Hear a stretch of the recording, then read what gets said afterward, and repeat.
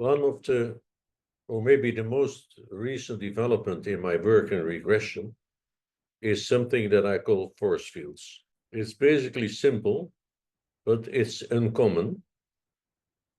And what is more important, it gets uncommon results. My oldest notes I could find about force fields are from 2020, so 5 years ago. I was thinking about it.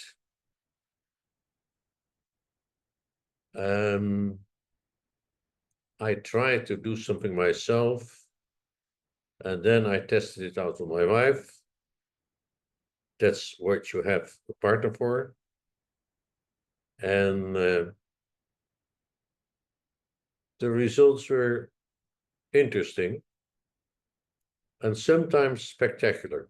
So let me give some ideas what it is in practice, and then some ideas to explain, as far as I can, what it is we are doing when we use force fields. In force fields, we do not go back to the origin of a problem. We stay in the here and now, at least in the now, because the here is different from what you just see.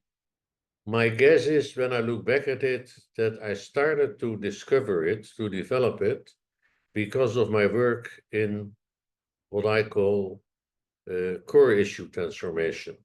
Basically, a core issue means that you ask the client to feel the worst feeling they are capable of, the worst thoughts, the worst image, but especially the worst feeling. Now, what rather often, but certainly not always happens, is that they feel themselves in a dark space falling down. And that is a pretty strong fear, because if you fall down in dark space, there are two possibilities. You hit something like a rock and you die, or you keep falling forever and get lost in nothingness.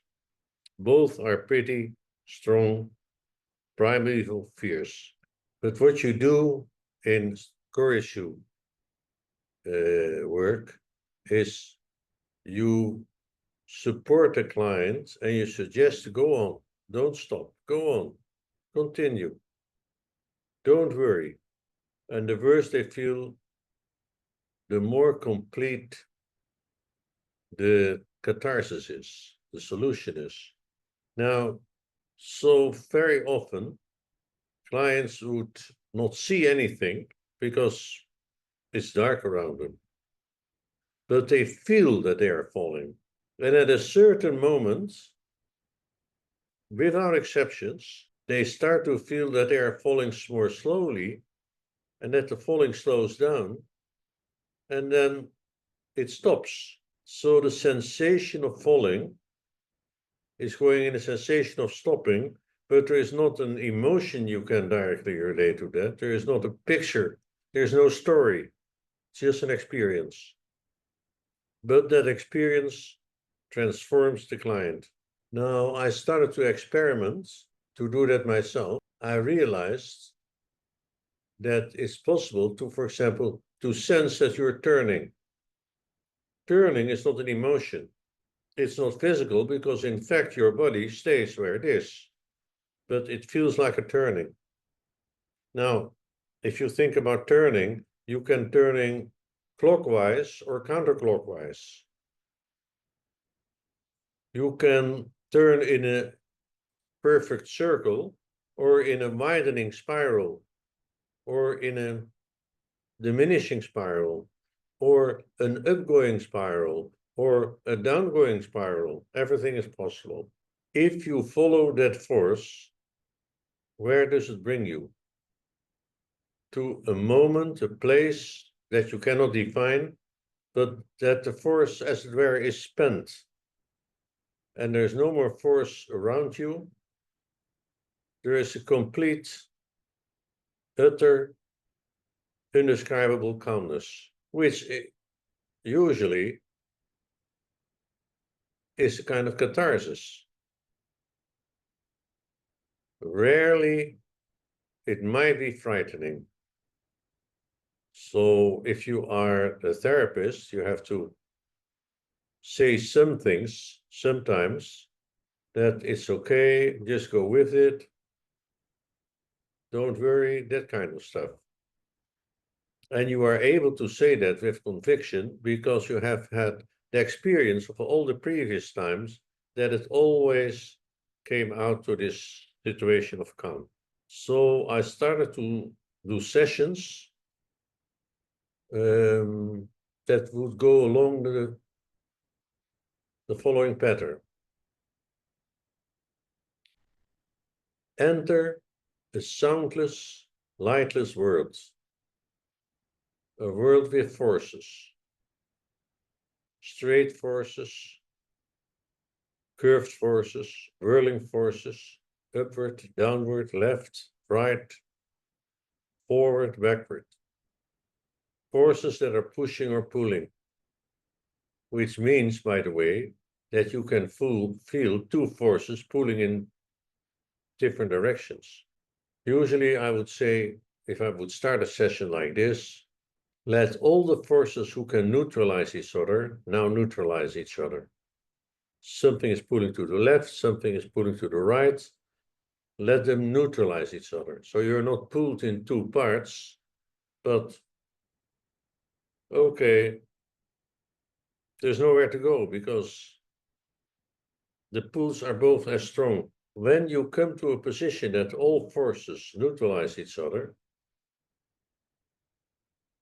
you come to a situation that I only can describe with the Chinese concept of Tao, to be in Tao. So what would happen, instead of working on a problem, that the client would get into this state of utter, complete, unshakable calm, which is in itself, well, I cannot say a nice experience because it's too neutral for that.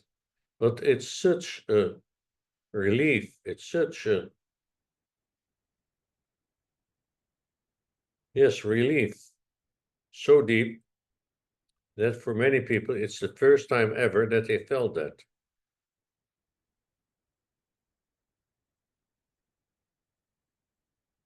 So the most usual result of a force field session is to get into a point of deep, unshakable calm. But it's possible to do much more.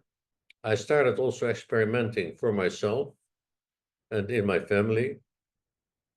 For example, feel all the forces inside you and around you. Basically, there are three fields where you can experience the forces: inside your body, just around you, like let's say in your aura, and outside your aura, impacting your aura, and maybe impacting your body, and maybe impacting your mind and your feelings. So I can't remember were my first experiments, but they were along the lines of, okay, let all the forces now calm down till only one force remains. For example, the oldest force. And then things happen that I can only describe as pre-human. You may feel, for example, you may feel ancient. You may feel that you are more yourself than you have ever been. And at the same time, you are no longer yourself. But it's okay to feel how old you really are as a being, as a soul, is a very supportive, maybe that's not the right word, but yes, supportive experience. And it shrinks all your present problems into a kind of nothingness, like they're not important anymore. So force fields interventions very often, I would almost say usually, lead to a kind of mystical experiences that are cleansing the mind and the soul and get a kind of deep calm, like you are rooted deeper than before.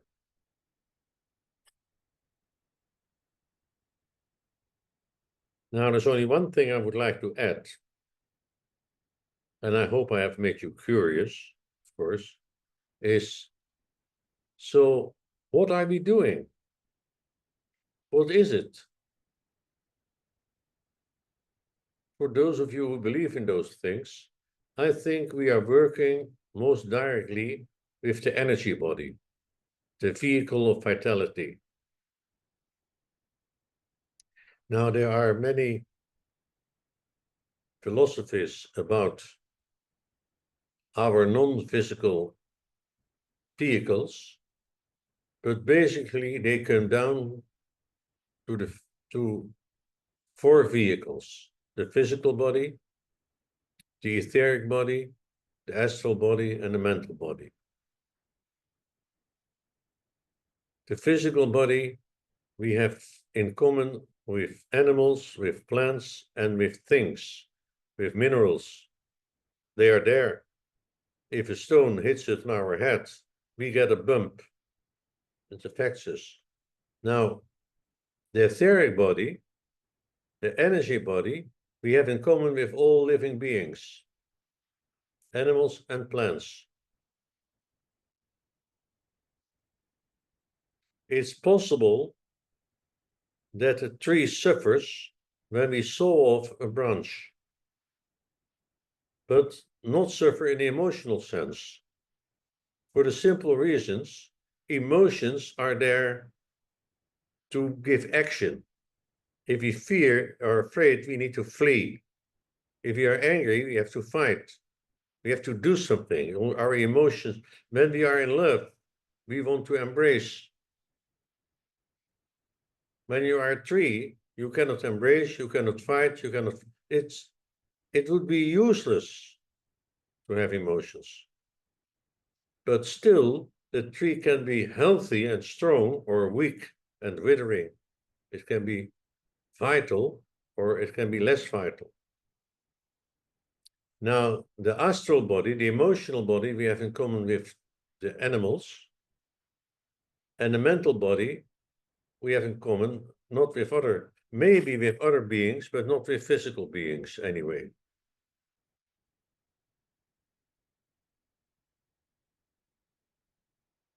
So force fields is the most direct, I would almost say naked way to deal with forces, to deal with energies, to deal with life force, for example.